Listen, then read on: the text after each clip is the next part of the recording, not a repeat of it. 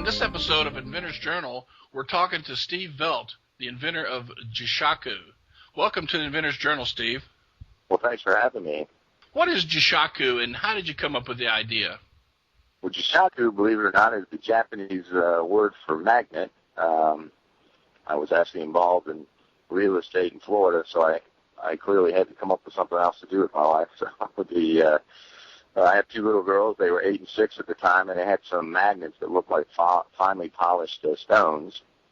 And we were playing with them one day on a couple different surfaces, and I started to come up with some challenges and things. And at one point, a bunch of the magnets all clumped together, and one of my girls squealed when they did, and it was kind of a eureka moment. Said, what a great reaction, and started experimenting with some different configurations and rules, and the game Jishaku was born. Now, did you produce the game yourself, Steve, or did you get a manufacturer? Well, it's the first two production runs. The first was 5,000 games, was done, and the second 13,000 games was done right here in Tampa, Florida, in my offices and warehouses.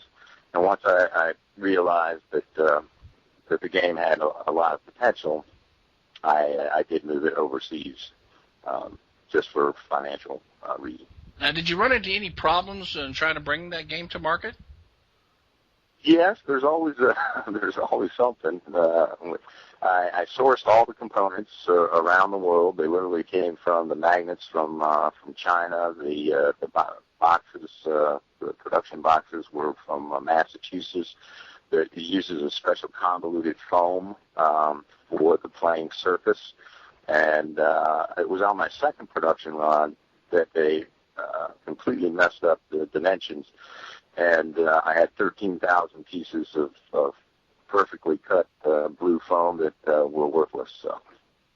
So there's always a challenge, and it took almost a month to resolve the issue. So, but since then it's been fairly smooth. So, and the transition to overseas has been less difficult than I expected.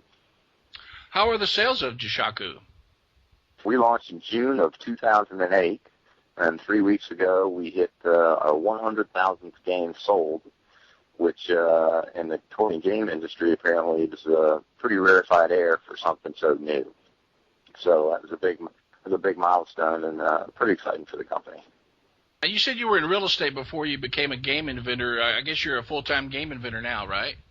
Yes, we got two new products coming out this fall, and one of them I'm particularly excited about. It's, for lack of a better description, it's called the Scrabble Cube, and it's sort of Scrabble meets the Rubik's Cube. The difference is that you can spell cat. You can play this game. It's a 3D word game, and the initial feedback has been really good, so we're pretty excited about that. Well, thanks, Steve, for talking with us today on Inventor's Journal. That's great, and I appreciate your time.